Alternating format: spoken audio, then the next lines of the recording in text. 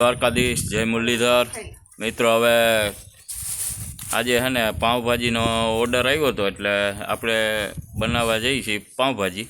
અને પાઉંભાજી જોકે આપણે નાસ્તો તો બધો બનાવીએ જ છે, કોઈ પણ આઈટમ એવી નથી કે આપણે નથી આવડતી। અને આજે ગામમાં એક ભાઈના છોકરાનો બર્થડે હતો, એટલે એને એમ કીધું હતું કે મને 30 માણસની પાઉંભાજી બનાવી દેજે। એટલે મેં કીધું સારું, તો હવે હું તમને પાઉંભાજી કેમ બનાવવું એનું બધું તમને બતાવું। તો પહેલાં તો હું તમને છે ને શાકભાજી બતાવું। જોઈ લ્યો આ શાકભાજી, આ મિત્રો જોઈ લ્યો, આ બધી શાકભાજી છે। ટમેટા, ગુવાર, ફુલાવર, આદુ અને રીંગણા, ધાણાભાજી, મરચાં, વટાણા, લસણ છે, અને બાકી બટેકા બાકી રહી ગયા છે, એ ગામમાં લેવા જવાના છે। તો એ ગામમાં લઈને પછી આગળ બતાવું તમને કે કઈ રીતની હું બનાવું છું, બરાબર। તો હાલો આપણે પહેલાં બટેકા લેતા આવીએ। આપણે બધું સુધારી દીધું છે, અને બટેકું બાફા, બટેકા, પછી ફુલાવર, પછી રીંગણા અને એવું બધું બાફા નાખી દીધું છે।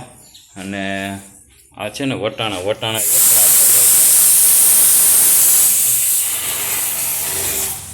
અને બાકી બધું સુધારી નાખ્યું છે। ટમેટા અને ડુંગળીની ગ્રેવી કરી નાખી આપણે। અને આ બધું લસણ ને લીલા મરચાં છે ને આદુ છે ને એ બધું ગ્રેવી કરી નાખીએ, અને પછી આગળ હું તમને બતાવું। અને આ કરી આપણે આદુ, મરચાં અને લસણ અને પીસી નાખ્યું, અને હવે ડુંગળી અને ટમેટાં ગ્રેવી કરી નાખીએ। ટમેટા ડુંગળીની ગ્રેવી થઈ ગઈ છે, અને બટેકા બફાઈ ગયા, બટેકા ને ફુલાવર ને બધું, બરાબર। તો હવે ખાલી વઘાર દેવાનો બાકી છે, તો આગળ હું તમને કહું કઈ રીતનો વઘાર દઉં છું, શું છે, બરાબર। અને હવે આપણે તેલ મૂકી દીધું છે। તેલ મૂકી અને પહેલાં તો વઘાર આપશું।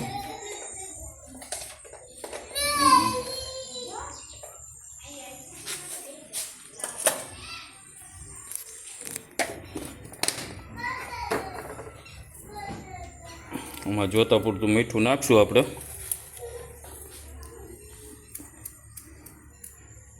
અને હળદર નાખશું, અને હિંગ નાખશું,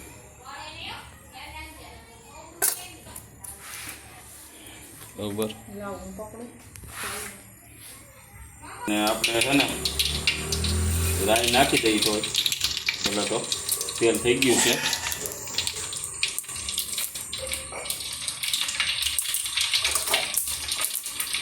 હવે નાખ્યું જીરું, 2 ચમચી જેટલું નાખવાનું મિત્રો। અત્યારે આપણે ભેગું નાખી દઉં, અને હવે આ છે ને મરચાંનું ને લસણનું ને એનું ગ્રેવી છે, એ આપણે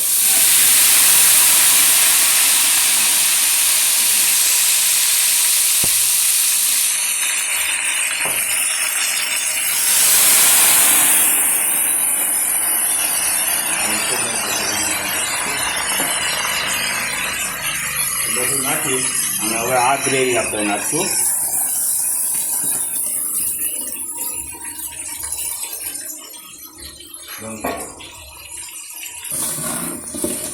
આમાં નાખ્યું છે આપણે બધી ગ્રેવી, ને ગ્રેવી આવી ગયા પછી આ બધું છાપછૂપ કરી અને આમાં નાખશું આપણે વટાણા।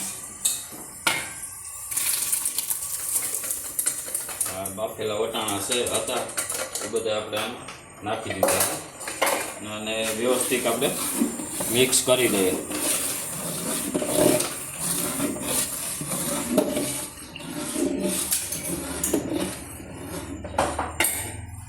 તાપ થોડોક વધારશું આપણે,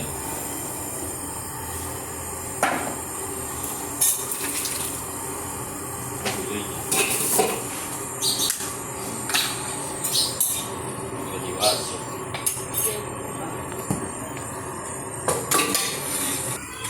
હવે છે ને ગ્રેવી નાની પાકી ગઈ છે. એનો કલર જો મિત્રો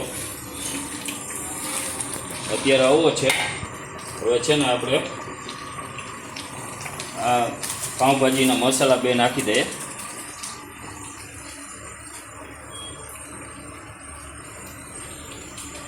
એક મસાલો અત્યારે નાખીએ ને એક છે ને ગ્રેવી બન્યા પછી નાખશું. આ ગ્રેવી છે ને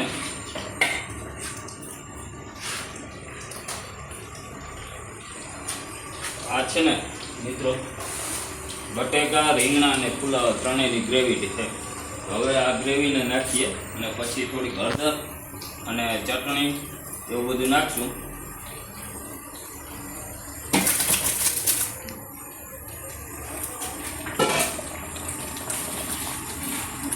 આ બધું નાખી દીધું અત્યારે.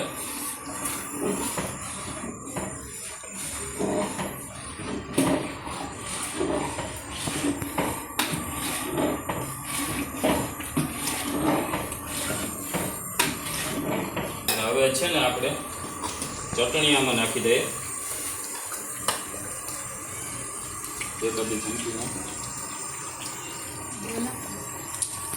બે ચમચી નાખી દઈએ. કેમ કે એ લોકોએ એવું કીધું હતું કે સેજ મોરી રાખજો, બહુ તીખી ના રાખતા. આપણે બહુ તીખી બનાવવી નથી. ને ધાણા પાવડર ને જીરા પાવડર બે મિક્સ છે એ નાખી દઈએ. અને આ એક મસાલો હજી બાકી રહી ગયો હતો, એક મસાલો હજી નાખી દઈએ. અને એક આપણો સ્પેશિયલ મસાલો છે ગરમ મસાલો, એ નાખી દઈએ. અડધી ચમચી નાખીએ.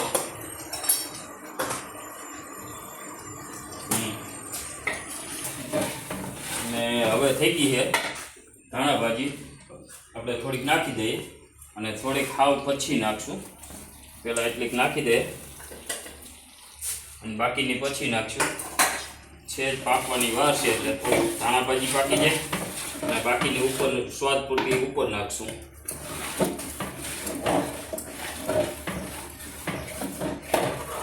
જોકે પાકી તો ગઈ છે, જોઈ લો મિત્રો.